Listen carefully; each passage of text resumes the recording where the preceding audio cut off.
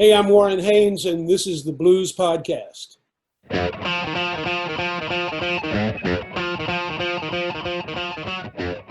Hello, this is Big Boy Bloater. Welcome to the Blues Podcast. Last time I was talking to Warren Haynes, of course, of Government Mule fame, etc., etc.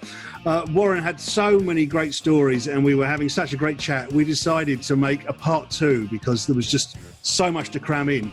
So welcome to part two of the Blues Podcast with Warren Haynes. I want to talk a little bit about your record label. This is quite an intriguing thing. So you have your own record label called Evil Teen Records. Well, now, what's that about? Evil teens? Aren't they all evil? Yeah, I think that's a bit redundant as well, right? Evil Teen originally was my wife's label. And when I met my wife, which was 30 years ago, I had just joined the Allman Brothers, and she had just started to do A&R for Island Records in New York City. And after she tried to sign several bands there that they kind of turned her down. And then all those bands went on to be hugely successful. So she quit and started a management company and started her own record company. You know, she tried to sign, the first three bands she tried to sign were the Black Crowes, Blues Traveler, and the Spin Doctors. Wow. And in all three cases, they said no. And then somebody else signed them and had a huge hit. Yeah. And then she tried to sign 9 Inch Nails to a worldwide deal. They already had a small deal at that time. And her and another woman named Karen Yee were pushing for 9 Inch Nails, and Island said no. And then their success was enormous. So she said, fuck you, and quit and started a label. Yeah. And in the beginning, we kind of agreed not to work together. She had a management company. I was no part of that. She had a label. I was no part of that. But then eventually, as things progressed, we started, well, the first thing was that Alan Woody and Matt Epps came to me and said that they wanted to fire Government Mule's manager and hire my wife as the manager. And what did I think about that? And I said, well, if you're asking me if I think she'll do a great job, the answer is yes, but it puts me in the position of not being able to fire my manager, which I don't like. But we made the decision and we did it, and it still works. But we started eventually thinking about Evil Teen as a label that either one of us could utilize. So a lot of great records have come through Evil Teen, and it's great because when Government Mule makes a record, or if I make a solo record, or if I'm producing a record that I really believe strongly in, we can fund it ourselves and complete it and have a finished product, and then go to other labels and say, do you like it? Are you interested in it? You know. But we're still able to make the record we want to make without outside influence. And then we can partner with a handful of labels, all that we've had success with, you know, and it's really cool to be able to have that kind of relationship. You know, our relationship with Mascot and Provog, and they're based on mutual respect and passion, being passionate about what you're doing. But in the States, a lot of the labels that we would be kind of possibly working with, they're only looking at numbers. They're not listening to the music. And I can't operate that way. Yeah. You know, for me, if you don't believe in what you're selling, then you have no business selling it. Yeah, absolutely. So is it ever uncomfortable that, you know, you record a record and it's like, well, which label's going to get this? I want this on my own label, or am I going to like send this off to Mascot and they're going to release it, or is that not an issue at all? Well, there's only a handful of people that we trust enough to work like that. Yeah. And it's all people that have similar philosophies to what we have, people that are very passionate about what they're doing. And so if someone's passionate enough about it and they think it's something they would like to be part of, then that's where the discussion usually starts. You know, I think at this point we all realize that we have to work together. The deck's kind of stacked against us anyway. Yeah. So if we're lucky enough to have a handful of allies in this business that we can work with, then that's a good thing. And let's have each other's back, you know? Yeah. Yeah. A very good plan indeed. It's not easy times being a musician, right? It's not. I don't know that I would ever have recommended someone to be a professional musician, but these days, even less. I always tell people when someone would ask me, what's your advice to a young musician or a young artist? My advice is, unless you know this is what you want to do with the rest of your life, then just do it for fun and find another way to make money. Right. Because if you're not sure and there's a chance that 2 years, 5 years, 10 years down the road, you're going to change your mind, it's not worth the aggravation. It's not an easy thing. There's so much sacrifice. I mean, as you well know, you have to give up a lot to go into the music business. Absolutely, and these days, even more than ever, you know? Yeah, definitely. I want to ask you about the Christmas Jam. I've heard so much about it. Let's for anybody who hasn't heard about it, let's start at the beginning. How did it come about, the Christmas Jam? Christmas Jam came about in 1988. I was in the Dickie Betts band and had not yet joined the Allman Brothers. It was something that came about as a result of a bunch of local musicians in my hometown that all got together to jam at the only time of the year that all the traveling musicians seemed to be home, which was Christmas time. Because it's hard to be on the road, right? Yeah. So. Yeah, because everybody's traveling. So it was the one time then all of us were around. So we would get together, take over a small club, raise a few $1,000s and give it to charity. In the beginning, we picked a different charity every year.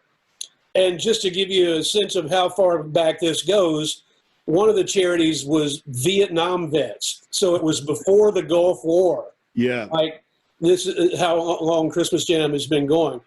We would also, we worked with organizations that dealt with homeless problems, with a lot of different charities. But then eventually we started working with Habitat for Humanity, which builds houses for people that can't afford homes. Yeah. Christmas Jam was getting bigger. After about 3 years of being a local event, some of my friends like Alan Woody and Kevin Kinney and Edwin McCain and Derek Trucks and some people were starting to show up. Toy Caldwell from the Marshall Tucker Band came one year. Bobby Keys from the Rolling Stones came one year. It was starting to get bigger, and we outgrew the club scene, so we moved it into a theater. And the second year that we did it at the theater, we turned a few thousand people away. So from that point forward, we did it in the arena. Wow. And so this past Christmas Jam, the 30th anniversary was in 2018. We've raised at this point, I think, close to $5 million for Habitat.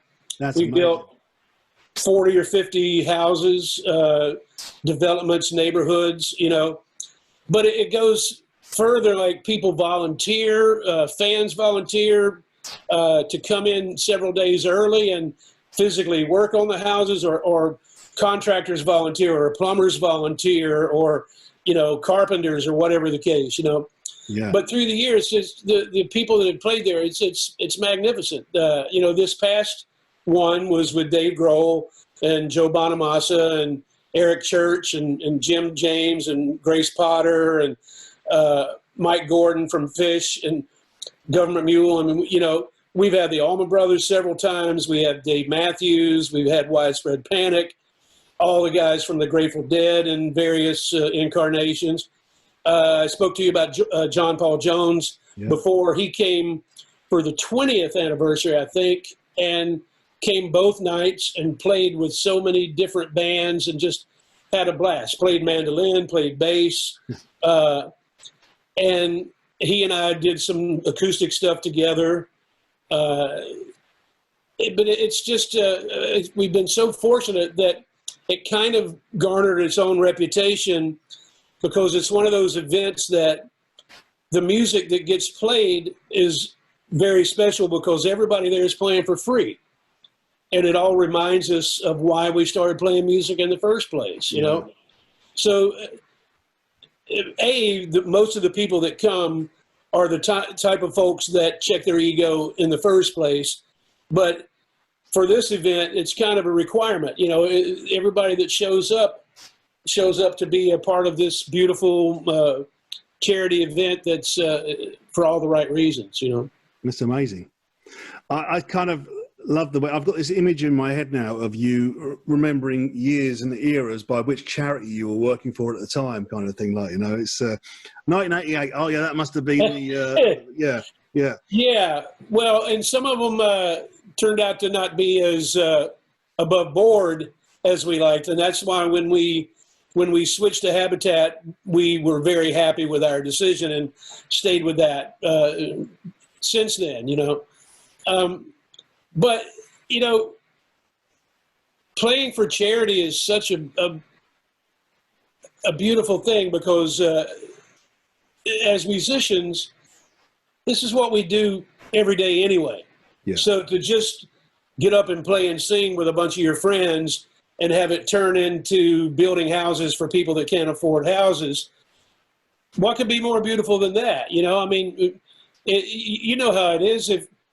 If we're at a party somewhere and you slip off into the back room and you're playing music for 10 people for free, that's what musicians do. So it's being able to do what you love and what you do every day of your life and turn it into something good. Yeah, which is an amazing thing. And it's, I must be very proud of that, and rightly so. It's a fantastic thing to do. And grateful to all the people that have been part of it through the years. The list is enormous. And if someone wants to go on xmasjam.com or xmasjam.net and just check it out, we release DVDs and CDs of the highlights of the performances, and all the money goes to charity, merchandise, recordings, everything. It's a cool thing. I'm glad to be associated with it. Next year you should get Paul McCartney to do it. I would love that. Yeah. I'll get McCartnney on the phone now. I was going to say, can you call him for me? Yeah, if only. There's one more. I've got a bunch of fan questions to ask you, but there's one more thing I wanted to talk to you about, and that is your policy of tape sharing. A lot of people probably won't even remember. I mean, it was rife a few years ago. People would go into a gig with a little tape recorder and record a gig kind of thing, wouldn't they? And the market of swapping tapes and all that was, you know, really exciting. Do kids still do that now these days? And I mean, I know that you are quite pro this idea, aren't you? A lot of musicians aren't at all. Well, we started with the Allman Brothers in the early 90s. And Government Mule from its inception, we started letting people record the shows, and we would even set up taper sections. So the tapers could get there early. They would have a roped off area. You could set up your microphones. And some of the recordings are quite amazing that people make. There were a few things that we found. It doesn't add to the bootlegging situation. It actually kind of negates the bootleg situation. Nobody has any reason to pay for a Government Mule bootleg or a Grateful Dead bootleg or an Allman Brothers bootleg or a Widespread Panic bootleg, because they can get them for free. So it really just spreads the music. And there's a whole scene of people that prefer live recordings to studio albums. And in a lot of cases, they prefer their own recordings to anybody else's. Yeah. So those people and the whole network of people that are part of that just spread the music. They trade it. Yeah. We don't allow any money to change hands, and we don't let people plug into the mixing console. But it really is a way of kind of feeding this other part of our fan base that they're huge music lovers. And for us, it's worked out quite well. We also have what we call muletracks.com, which is a site where you can download for a fee what we consider to be far superior recordings that we do ourselves. They're either live recordings through a console or in a lot of cases remixed live recordings. And the quality is really good. And the only reason that would work out for a band like us is because every show is different.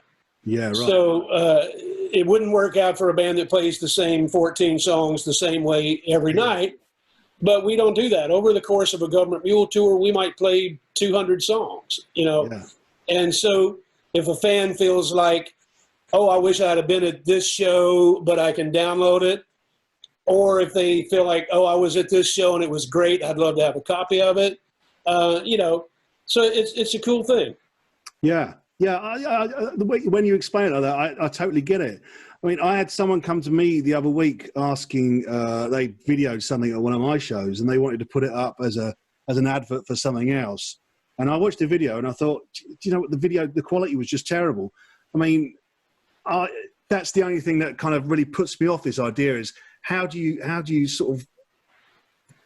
let go of wanting to control what's going on, the quality, Well, the videos that people put on YouTube, we have nothing to do with. Those are people that are filming on their cell phones against our wishes. Yeah.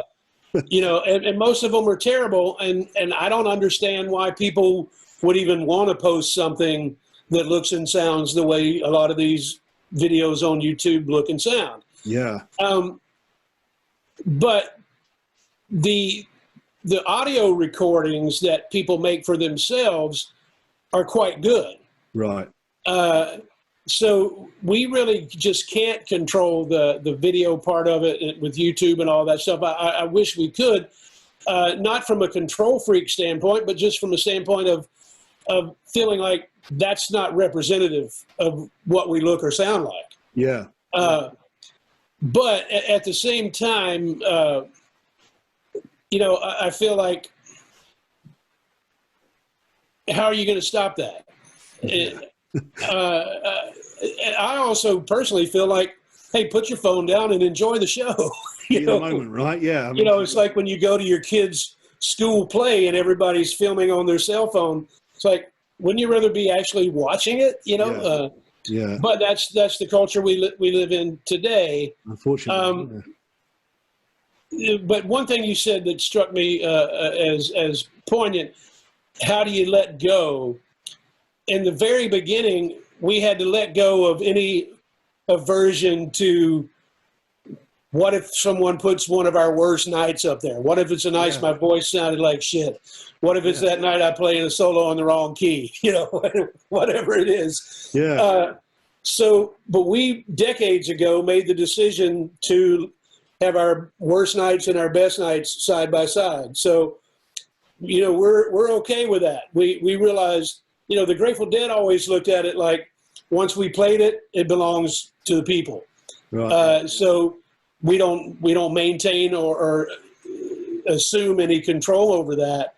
And once you get used to the fact that most of our fans aren't judgmental about whether or not there are mistakes, we might try a song for the first time and we might screw it up.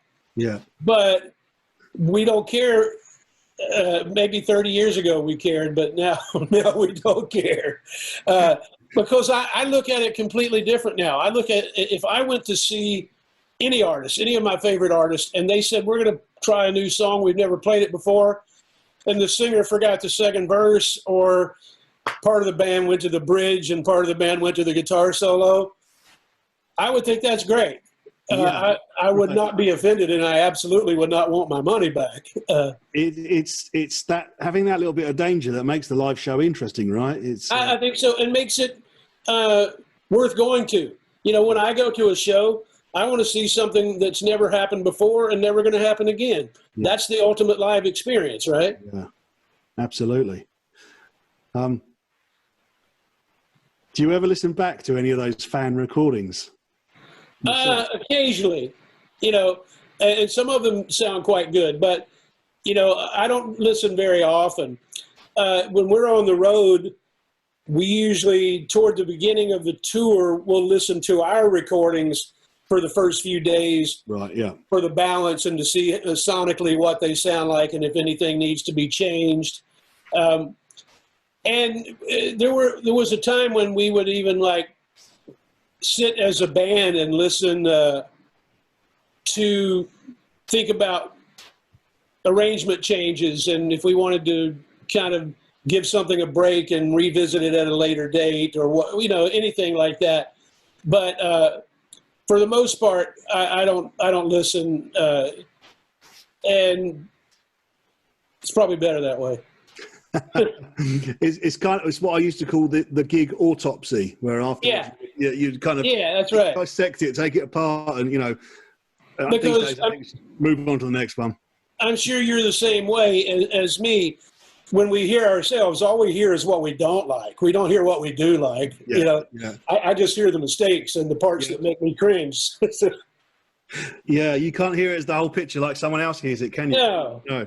And a friend of mine said one time about making records, he said, it's a shame we never get to hear it for the first time.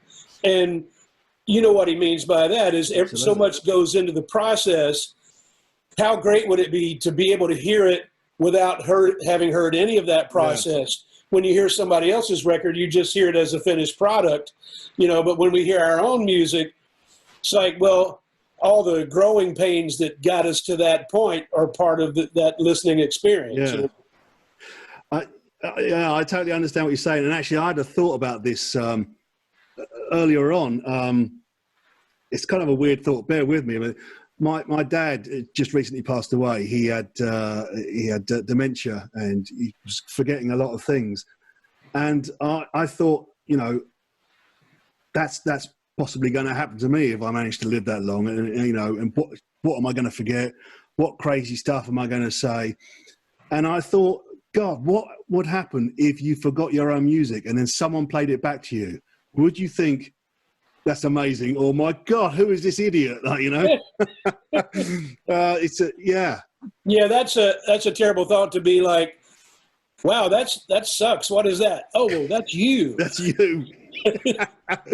Yeah. Oh, we've got that to look forward to, maybe, eh? Oh, or hopefully not, but possibly. Yeah. Fingers crossed.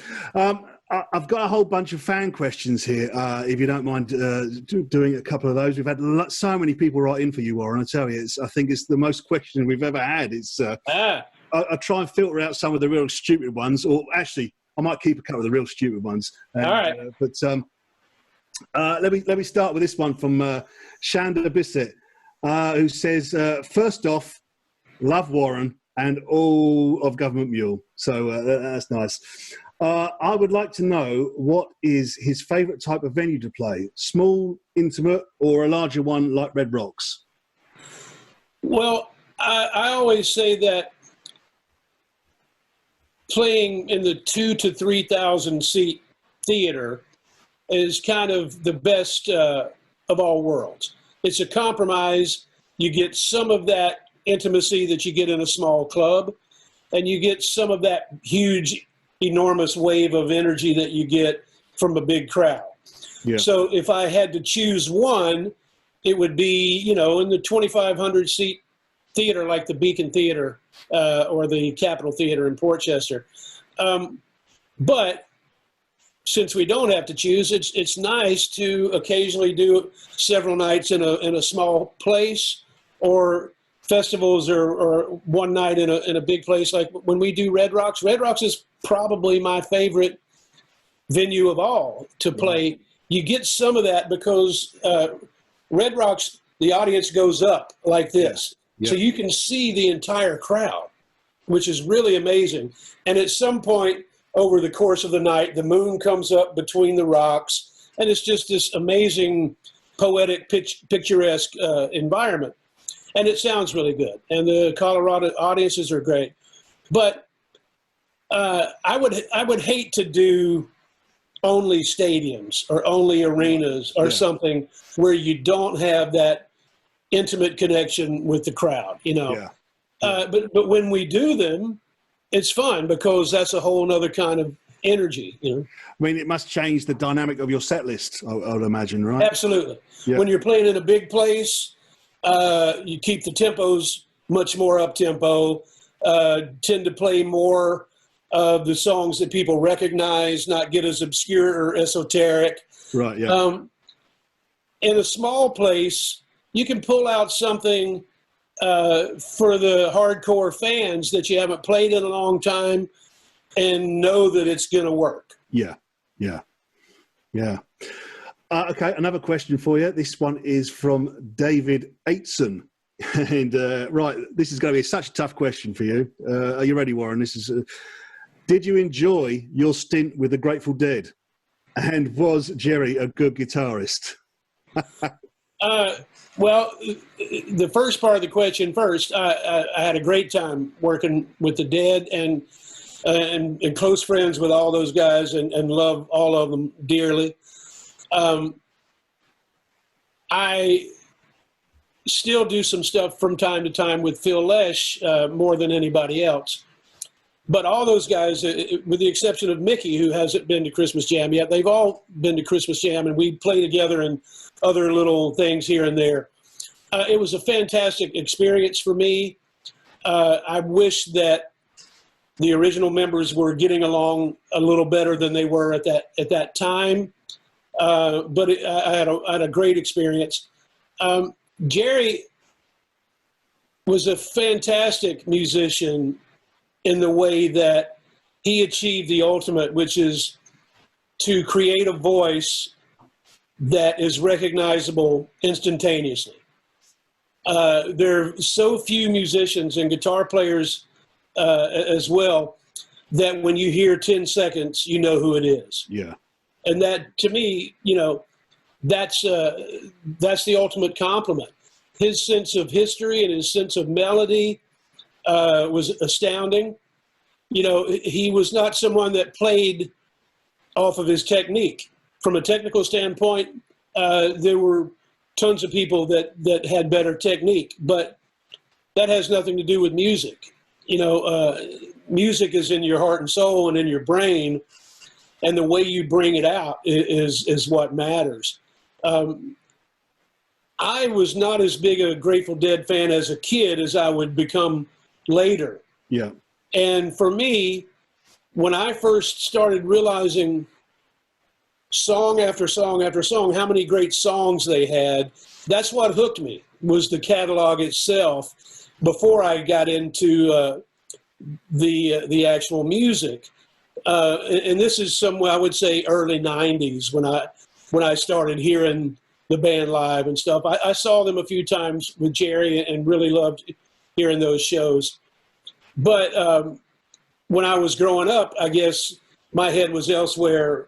I was listening to more jazz and blues and stuff at the time, and would hear that music in the background and always enjoyed it, but never studied it until I would later on. But long story short, you know, there are very few guitarists that have put their stamp on music the way he has. Yeah. I think sometimes you're not quite ready to hear something, right? And then, you know, you kind of sort of put it on the back burner, and then suddenly one day it goes wham, and it hits you, and you think, why didn't I take more notice of this before? But I guess you're just not ready. Yeah. That's exactly right. I was that way with Robert Johnson and with Son House. People tried to tell me at a younger age that you need to study these people. But when I heard it back then, I didn't get the connection. Then one day, I don't know, a few years later, I'm hearing it, and all of a sudden, for the first time, it just knocks me out. And like you say, you have to be ready. Yeah. Yeah. Another question here. This one is from Lucia Pirtel. Oh, I'm terrible at names. Sorry, Lucia. The question is, how do you spend your time at home? Yeah, I'm sure we're referring to now. There's a lot of time at home now, right? Not right now. Yeah, you know, and I feel lucky because for about 20-something years, my main residence was an apartment in New York City. And then about 12 years ago, I bought a place about an hour north of New York in the country, and I have about 5 acres. And very nice. I'm glad now that, although I love New York City, I'm glad that I'm not in the city and that I'm here because I have an 8-year-old son.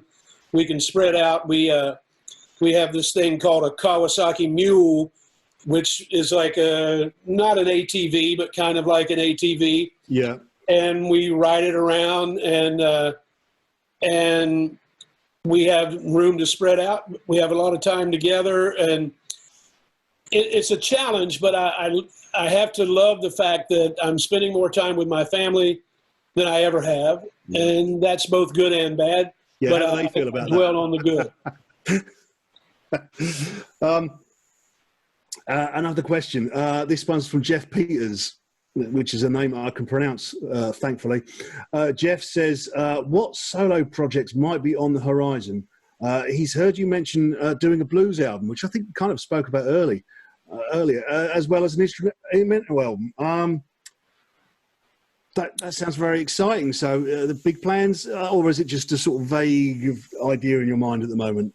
Well, all those things are in line to be either next or one of the next things that I do, meaning I do want to do a blues album. I do want to do an instrumental jazz-influenced record. And I've been writing some instrumental music for the first time in a long time. One of the songs I've written is kind of influenced by Frank Zappa, and one of the ones I've written is influenced by Charles Mingus. But I also have been writing a lot and even recording some stuff that's somewhere in between my Man in Motion record, which was like a soul music record, and my Ashes and Dust record, which is more of like an Appalachian record. The stuff that I'm referring to is kind of in between those two, kind of like Muscle Shoals or something, like country soul. I don't know how to describe it, but a lot of band influence, a lot of Muscle Shoals influence. And I'm also very influenced by the tour we did with Jamie Johnson and Lucas Nelson, where we did the Last Waltz stuff. And all these things are in the works, so to speak. What's exactly the next in line, I'm not sure. But that's the best I can do for now. That's pretty good. That's pretty comprehensive. Yeah, we like that. We like that a lot. Okay, I've got a question here from Jim Rector, and he says, does Warren feel a responsibility to address social inequalities and current political issues through your music? That's a toughie. There you go. I've always felt that. And, you know, anybody who thinks that artists should not address the political climate is not really paying much attention. Yeah. All the great music and all the great artists through the years have taken on those responsibilities. And my first solo record had quite a few political statements on it. The Government Mule records have all had political statements. And our last record, Revolution Come, Revolution Go, obviously fits even more into that category. I think now it's up to everybody, especially if you have a voice, to let people know where you stand. Because as far as I'm concerned, what's going on right now is a question of, do you want to be on the right side of history or on the wrong side of history? Yeah. People that are reluctant to come into the next decade are just dragging their feet against the inevitable. Yeah. And so with all the racial inequality, all the social inequality, all the financial inequality, everything that's going on is something that not only has to be addressed, but is being addressed. And I think for the first time in my lifetime, we've reached a point where there's no turning back, that young people are not going to be satisfied until there's some serious major change made in this world. And, some people will look at me and say, well, you've been very successful. How can you take a side such as that? Well, I try to give back in my own way, but that's neither here nor there. That's really none of anybody's business. More importantly, I grew up in a very working class environment. My dad worked in a grocery store and worked double and triple shifts to feed his family. I'm very fortunate that I've been able to do well in my life. But if you looked at my career, starting even if, let's say, from the time I was 18 until now, there were a lot of years where I made no money. And the sacrifices we were talking about earlier to be a musician. That's why, I for whatever reasons, didn't get married or have kids early on, which enabled me and allowed me to explore playing music in a way that some people can't do because of their financial obligations. And I think at this point in time, whoever you are, it's easy to speak up, to give, to do whatever you can, however big or however small. It's time for change. Yeah. I think if you're writing your own songs as well, it's very hard not to have the current situation that we're all going through come through in that songwriting in one way or another, though, right? I mean, absolutely. Unless you're just writing la, la, la, la, la, it's, there's always going to be some sort of comment in there, isn't it? Surely. Yeah. And a lot of times the people that are asking artists not to be political aren't really listening to the lyrics in the first place. Right, yeah. If you think about all your favorite music through the years, how much of it was in protest, quite a bit. Yeah, absolutely. I've just had one last question come through on my screen here, and I don't seem to have a name for who wrote this, but someone's telling me that your solo album, Ashes and Dust, you wrote it 23 years before it was recorded? Is that right? Some of the songs go back that far, not all of them. There were a few songs that were written within the last 3 years before I recorded, and there were one or two that go back like 20 years that I had always wanted to record it, but had never found the right reason. Right. So when I started compiling songs, I decided to go back, and any of the songs that I felt like had never been recorded that I always felt I needed to, I included them in the list. And there's still some of those songs that I will do in the future. There's not a lot, but there are a handful of songs that I feel like I just never had the right reason to do, in the way that maybe they didn't fit into Government Mule, they didn't fit into the Allman Brothers, they didn't fit into Tales of Ordinary Madness or even Man in Motion. Yeah. And so it was nice when I did Ashes and Dust to be able to kind of, no pun intended, dust some of those songs off. Right, yeah. Yeah. So it wasn't a case of like, the song's not ready, you were sort of polishing that one and trying to get it right in a way. It was just literally, I haven't got the right outlet for this yet. Well, yeah, in some cases. Like one of the songs, there's a song called Is It Me or You, which I wrote about a friend of mine who was spiraling out of control at that time. And he consequently died. He was murdered, allegedly murdered. Wow. And I couldn't sing that song for decades. Yeah, I understand. Yeah. And so it literally took me that long to step away from it long enough to feel like it was a song that I could get up night after night and sing. Yeah, yeah. Because it was written when he was still alive, and then he was no longer with us. Yeah. Not something that I expected, although in hindsight, many of us knew he was out of control. Yeah. I'm going to have one last question for you now, Warren, because we've kept you for ages, I know, and you've been great. It's been great talking to you. It's hearing all your stories. I know we could go on all night. I mean, you've had such a great career that we could talk forever. Well, I could talk to you forever anyway. I'm sure you've got better things to do. But this is a question I always finish up the Blues podcast with, and I always like to put this one to everybody I talk to. So I have a scenario for you to imagine. It's the end of the world. It's the last day of the world. There's some sort of meteorite coming towards the Earth or something like that. And the world government has decided we need to have a great big party to celebrate, to go out with a bang, basically. And they've come to you and said, Warren, we need you to put a band together for this show, and we need you to pick a big song to go out on. So who would be in your band, and what would be the great final song? Is it limited to people who are still living? This is the first question that everybody always asks me at this point. And I always say, right, it's slightly in the future, so you can have a hologram of anybody you like. So you can have living or dead. So, yeah.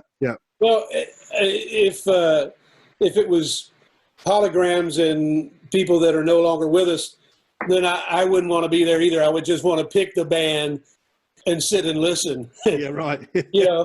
With Hendrix and Miles Davis and all my favorite people. That's such a tough one.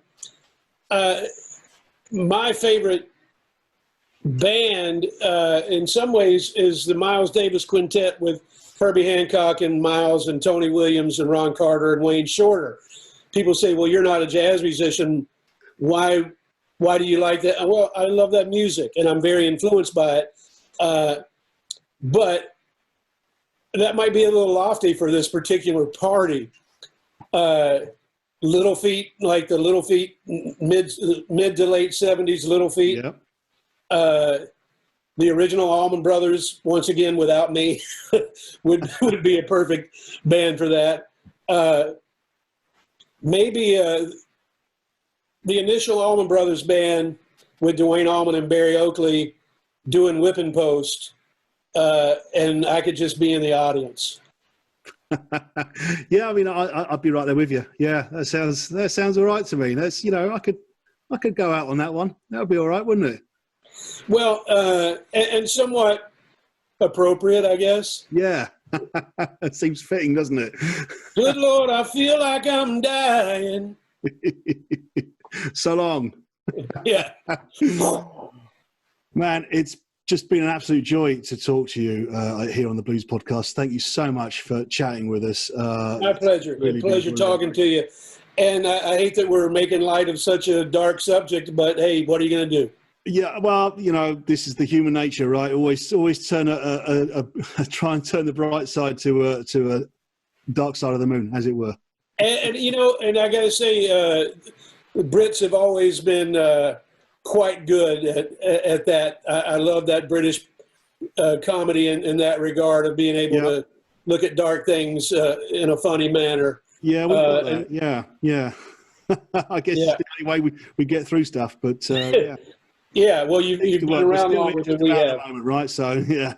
Yeah. Listen, man, have a great time. I can't wait to see you back playing again live. It's going to be, when this craziness all finishes, it's going to be an amazing party.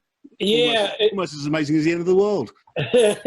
Well, that's what we hope, is we can make it amazing without the end of the world. And but yeah, I look forward to it too, and to seeing you in person as opposed to like virtual. But hopefully we'll all be playing soon. So if you've enjoyed this, why not like and subscribe to the Blues Podcast right now? All right.